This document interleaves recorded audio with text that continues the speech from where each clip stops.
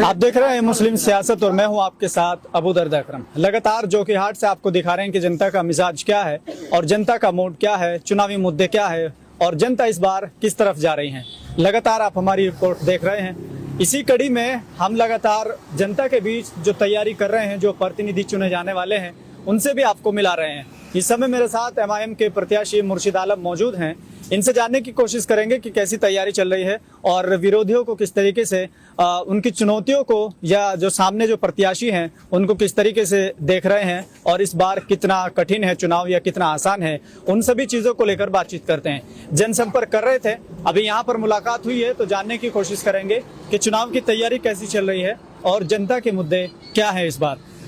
मुर्शिद साहब, तैयारी कैसी चल रही है चुनाव की? बहुत बेहतर तैयारी है इस बार और चुनौती नहीं है इस बार, क्योंकि मुख्य रूप से हम लोग 4 कैंडिडेट है यहाँ पर और 4 में से 3 पूर्व मंत्री है, भूतपूर्व मंत्री है।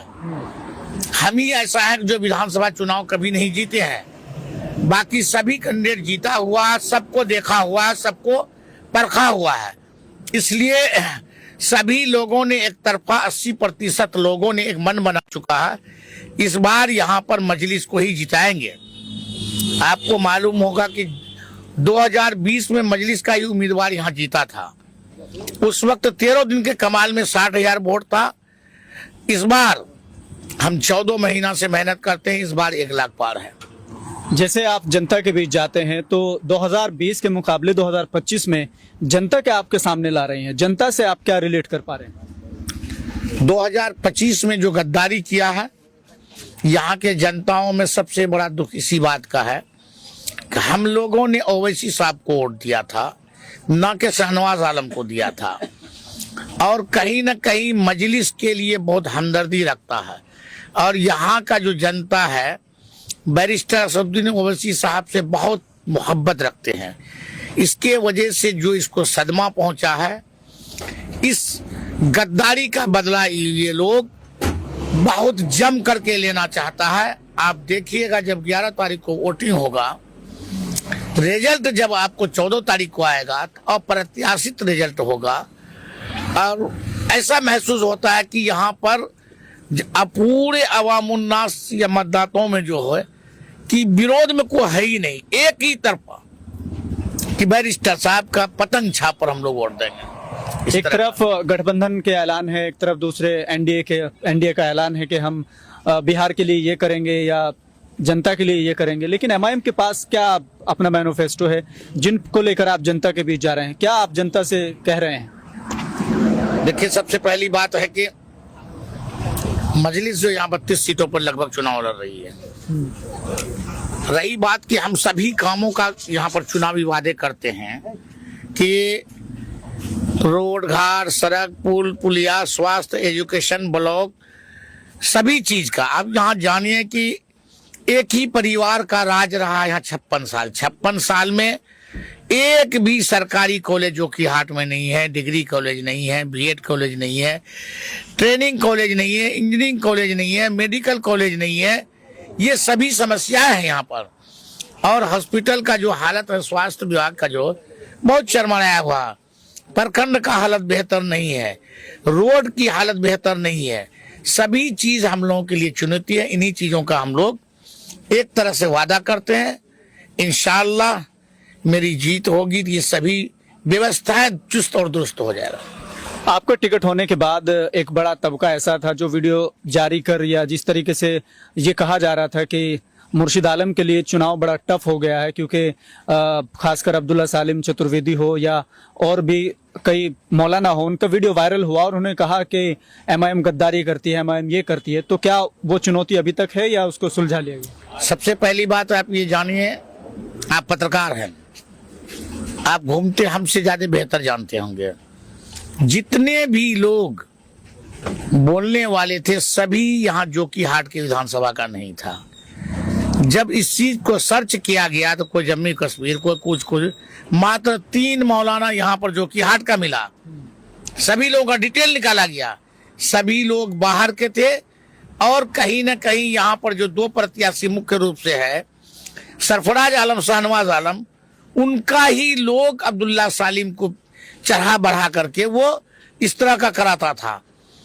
आप देखे होंगे जिस दिन ये अप्लाई करने गए थे, मैं अलग मीडिया में इसलिए बोलना चाहता हूं, एक शहबाज नाम से लड़का है जो पथराबाड़ी का है, वो आदमी सरफराज को माला पहनाते हुए आज भी फोटो दिखा सकते हैं हम। एक फिरोज समेती है, शाहनवाज के मंच पर उसको भाषण करते दिखाएंगे। एक सऊद आलम था, और ऐसे यानी 10 में से 7 अफराद ऐसे थे जो दोनों भाई सरफराज या शाहनवाज का आदमी था। सिर्फ इसको एक मोहरा बना करके पेश करता था। एक दिन मालूम हुआ कि 5 मुखिया गया था वहां पर अख्तरुल ईमान के पास, वो सभी मुखिया सरफराज आलम का था कि किसी तरह अब्दुल्ला सालिम को टिकट हो जाए और उदा वाली जो घटना उसको पुनरावृत्ति करके हम उस कैंडिडेट को हाईजेक कर लेंगे। लेकिन पार्टी बहुत सावधानी से काम लिया और रिपोर्ट कराया और यहां तक के सर्वे कराया। मैं जोकीहाट के जनता को धन्यवाद देता हूं और शुक्रिया भी अदा करता हूं। उन्होंने एक सुर में कहा, तस्लीमुद्दीन परिवार से अगर चुनाव लड़ना है, उसके मुकाबले में किसी को खड़ा करना है, तो वो मुर्शिद आलम ही लड़ सकता है। अब्दुल्ला सालिम बेहतर कैंडिडेट है, सब चीज है, लेकिन इन लोगों के सामने जो दबंगई करके चुनाव लड़ता है, उनके सामने मुर्शिद आलम फिट बैठता है। सभी लोगों ने एक सुर में कहा। मैं आज भी कहता हूं, अब्दुल्ला सालिम मेरे पार्टी के पुराने रुकन है, सीनियर आदमी है, उसके लिए आज भी मेरे दिल में जगह है और मुझे पूरी उम्मीद है कि वो MIM पार्टी का था, है और रहेगा। अच्छा, अभी भी उम्मीद है आपको? बिल्कुल। आप देख लीजिए परसों का बयान में, परसों के बयान में स्पष्ट कहा अब्दुल्ला सालिम, जोकीहाट MIM के खाते में वही जीतेगा। अच्छा। वो स्पष्ट कहा, वीडियो जारी करके कहा कि MIM ही जीतेगा। अभी कई लोग उसको कह रहे हैं कि वो वीडियो तो पुराना है जब वो पार्टी के थे। गलत था, गलत। 3 दिन पहले का वीडियो है। लोग उसको, विरोधियों को कोई यहाँ पर मसाला नहीं मिलता है। जमीन में यानी ये जोकीहाट की जमीन MIM के लिए इतनी जरखेज हो गई है ना, कहीं जंगल का झाड़ी नहीं मिलता जो उखाड़ेगा वो। अब जैसे आप तैयारी कर रहे हैं और आपके हिसाब से आप जीत भी रहे हैं, हर प्रत्याशी अपनी यही उम्मीद रखता है कि वो जीत के आएगा, तो मुर्शिद आलम को जनता यहाँ की आशीर्वाद देती है, जीत कर आते हैं, तो सबसे पहला काम क्या होगा मुर्शिद आलम का? सबसे पहले जनताओं का सपनों का जोकीहाट होगा, बेहतर जोकीहाट होगा और सभी सुख सुविधा से लैस जोकीहाट होगा। बस 3 ही शब्द है। तो जिस तरह से आपके सामने एक नई पार्टी जनसुराज है, कह रहे हैं कि बड़ा दबदबा है, बड़ा इस बार जीतने वाले हैं, बढ़िया वोट ले जाएंगे, इस तरह की बातें जो हो रही हैं, क्या आपके लिए कोई चुनौती है? जनसुराज है कि जनसुराग है? जनसुराज नहीं, जनसुराग है। आदमी के अंदर जो छेद करता हो, मतभेद कराता हो, वो जनसुराग है। प्रशांत किशोर का पूरा नाम पता है आपको? प्रशांत किशोर हम जानते नहीं, प्रशांत किशोर पांडे। आप जानते हैं कि मूल रूप से पांडे जो ब्राह्मण था वही यहाँ पर RSS चलाता था। इसका पिताजी RSS का फाउंडर मेंबर है, प्रशांत किशोर का। तो जो RSS है इसका मतलब बीजेपी है। तो बीजेपी को भला मुसलमान क्यों वोट दिए?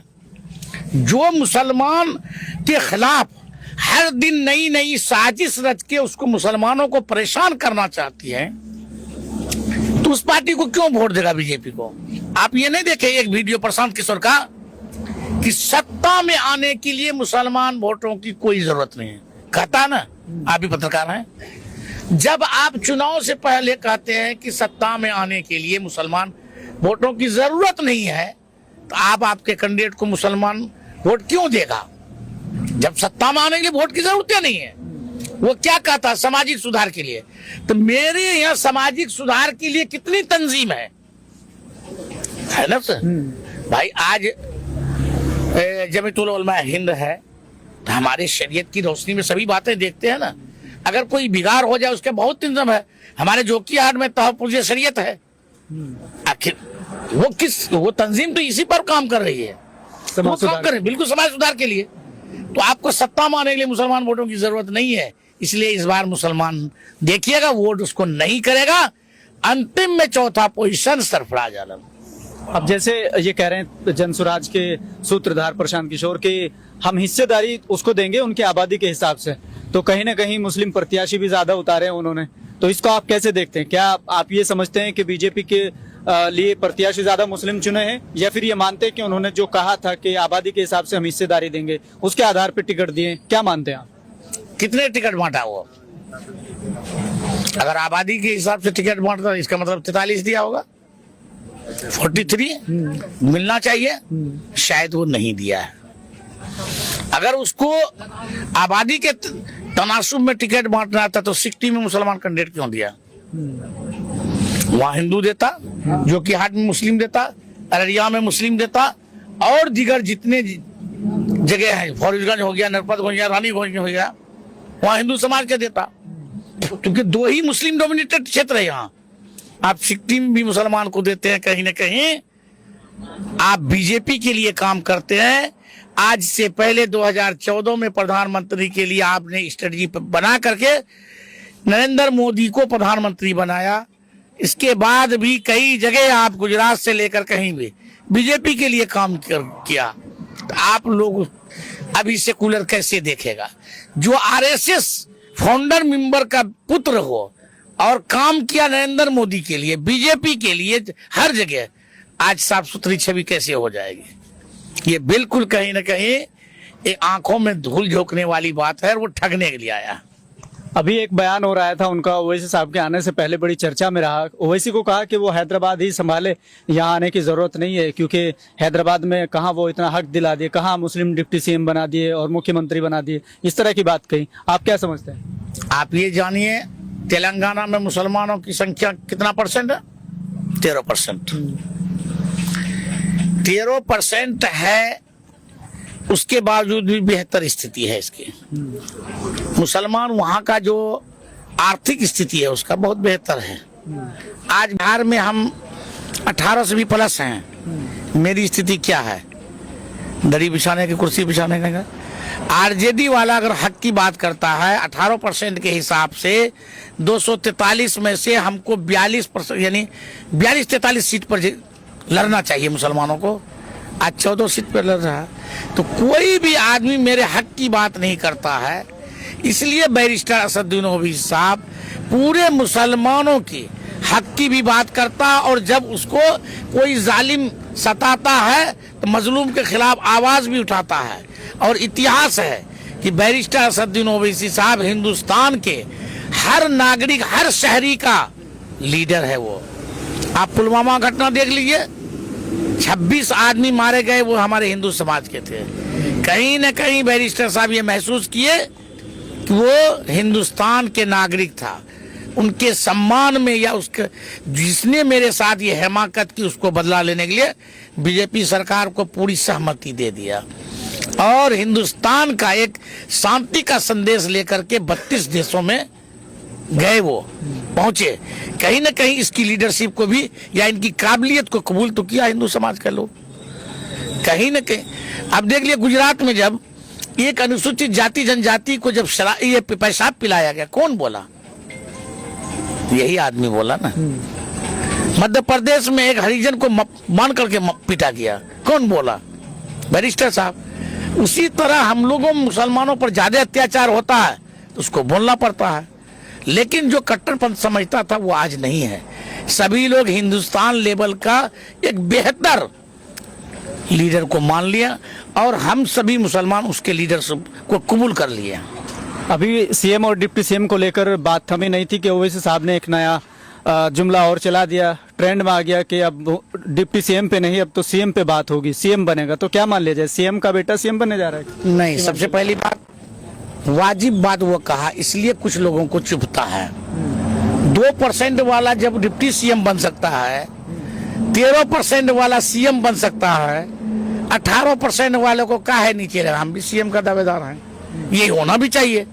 आप नहीं देखे थे कि झारखंड में अकेला इंडिपेंडेंट चुनाव जीता है ना, वो कौन एक्का था, उसको सीएम बना के 5 साल रखना पड़ा, कांग्रेस की मजबूरी थी। उसी तरह इस बार भी मजबूरी होगी मुसलमान। चलिए। तो आपने सुना कि जैसे असदुद्दीन ओवैसी ने अभी कल के भाषण में अमौर में कहा था कि अब डिप्टी सीएम पे नहीं बल्कि सीएम पे बात होगी, और तमाम मुद्दों को लेकर जिस तरह से जोकीहाट विधानसभा में जो कुछ चल रहा है, जिस तरह से तैयारी कर रहे हैं, उन सभी चीजों को लेकर मुर्शिद आलम से बातचीत की है। बाकी आप इस वीडियो को लेकर क्या सोचते हैं हमें कमेंट बॉक्स में जरूर बताएं, और फिलहाल के लिए सिर्फ इतना ही देखते रहिए मुस्लिम सियासत।